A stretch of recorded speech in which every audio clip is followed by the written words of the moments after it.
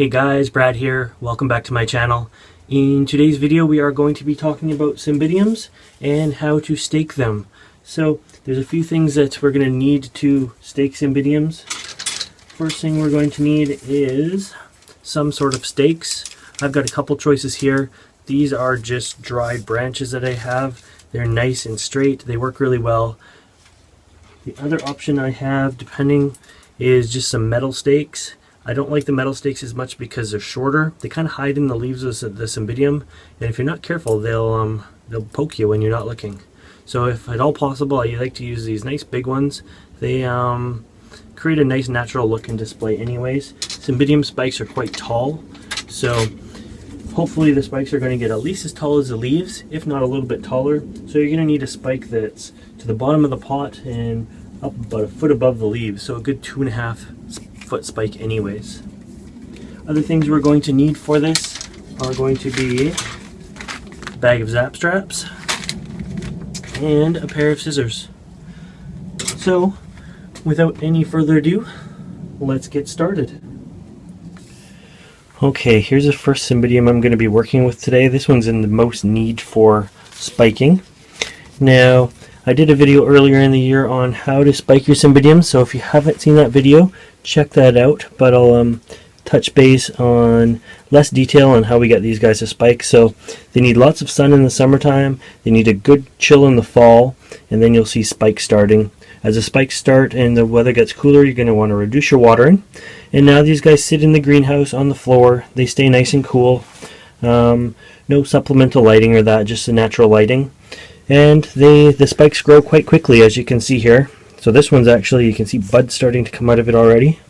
So I'm almost too late for spiking that one. And this one here, the technique I use, you can usually recover a little bit. Sometimes if you don't spike or stake the spikes, they're going to be falling and hanging all over the place, and they'll actually go down instead of up. There's another spike in there. And there's a bunch of spikes on the back side too that need to be worked on. It looks like there's about 8 spikes in total, but we're just going to work on the biggest ones today, like this guy here. And yeah, so the first thing we need to do is find an appropriate stake that will work well for it. I'm going to try for a wooden doweling here. Trouble with this one is the pot is so root bound. Next spring is time for repotting of this guy. So it's at the most, the roots are just tight in the pot. Hopefully I can even get a stake in. So let's give it a try.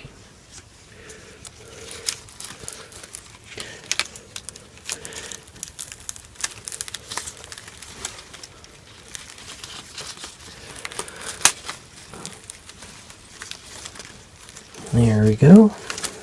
Just need to give it a little bit of force. Doesn't matter if you rip a root or two. There's plenty in there. And now all we're going to do is take a zap strap, and the spikes will bend because we're going to want to bend them up with the spike or with the stake here. But what you want is to do this in a way that you're not putting too much stress on the spike at once. So I will be able to get this going straight up, but for now I'm just going to attach it like this. Maybe in a few days or a week as it grows, I'll add another one, and we'll just keep tightening the zap strap until it's going up at the same angle as the spike, or as the stake. So here's another one we can do.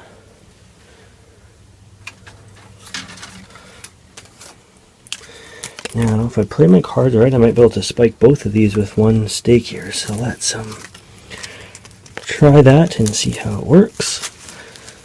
So again, it takes a little bit of force to get in there. As long as it's tight, you've done what you needed to do.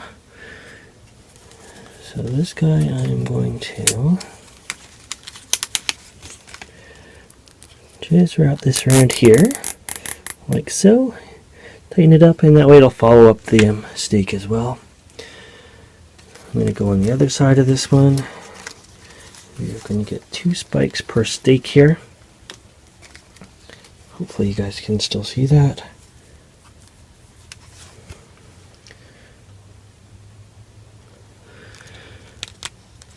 And I'm just going to slowly tighten it up and start directing the spikes upwards. Now, even if you like the natural look that the spikes have when they're just sort of hanging, one of the worst things that can happen, and happened to me a couple years ago, is you bump it, and because there's nothing extra supporting the spike will break on you.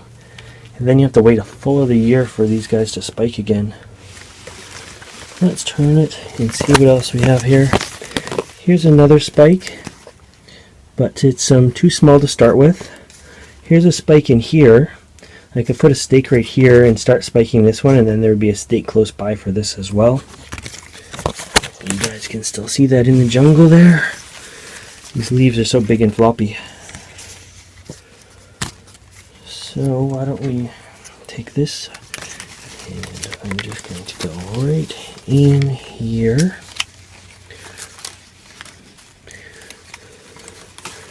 See if we can. I've lucked out so far, they've kind of slid right in.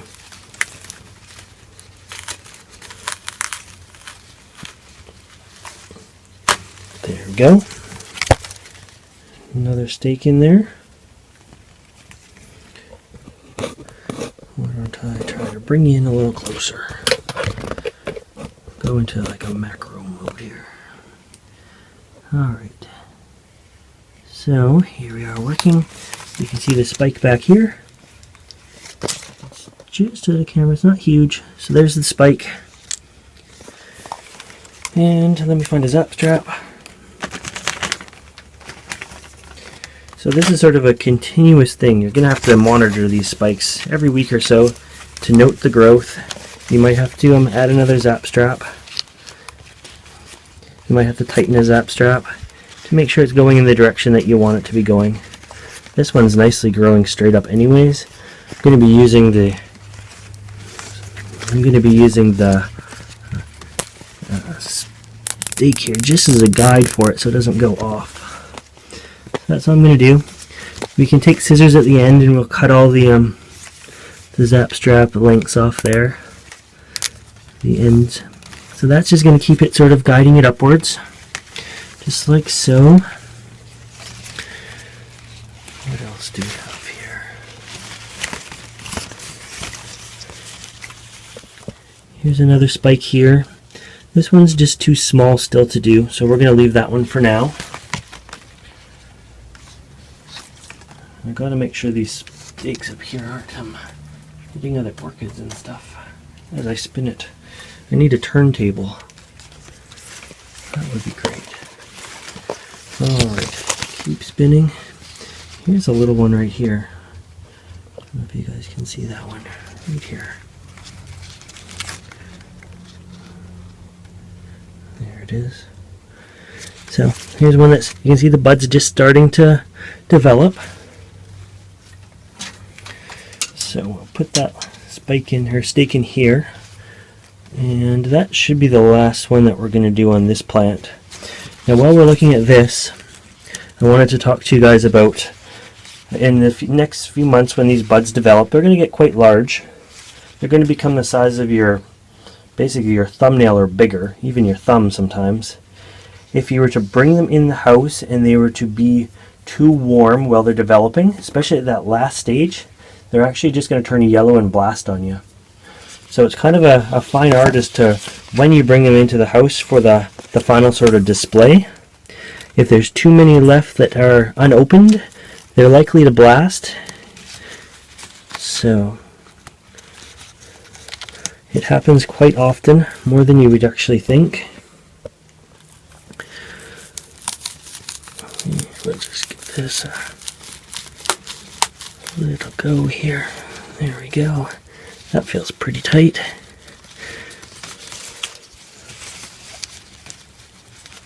I'm not going anywhere, that's for sure. So yeah, bud blast is one of the next tricks to avoid for Cymbidium growth. You have to keep them cool, especially at that last stage when they're just about to open. They're looking so good, so big. You know, in a few days they're going to be open, and then they turn yellow and fall off on you. So again, that's just due to too warm of temperature and possibly too dry of an environment as well. Let's Hopefully you guys can still see in there.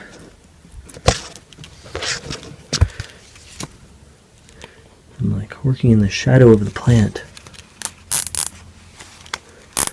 So again, they're already going into the direction we need them to go. So it's not about controlling them too much, but from this point on we'll just follow this up, and as it goes up the stake here, we'll just keep zap strapping it. It might only need one or two more just to keep it in line. So then you take your scissors and give everything a little cut, clean it up just like so. So I'll go around after we're done filming and clean it up a little bit. Okay guys, so there is the finished Cymbidium here. We ended up putting in 4 spikes, so I'm just going to sit that down because it's quite tall.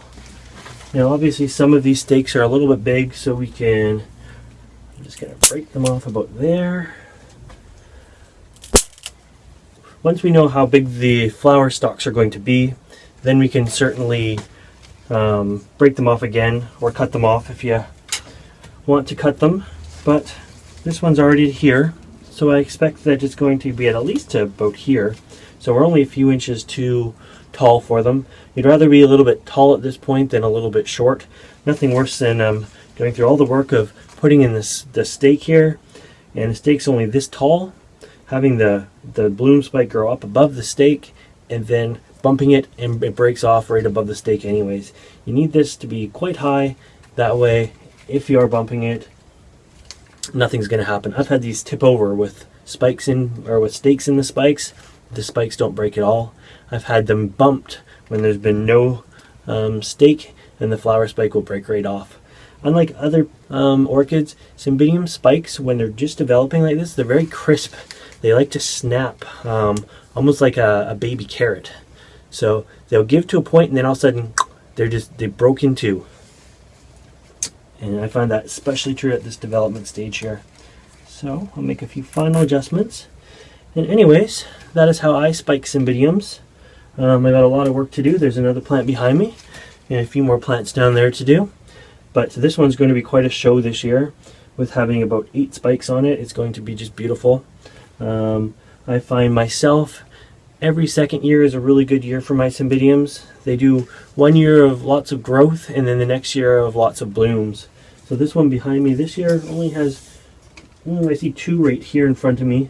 I'm going to say there's probably 4 or 5 spikes on this, but last year this one had 8.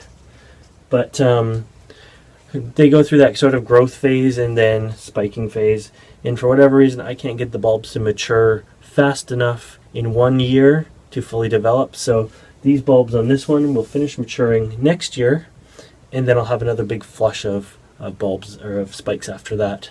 So anyways, that is how I spike Cymbidiums. I hope you like this video, and if you want to see more videos like this, make sure you subscribe to my channel.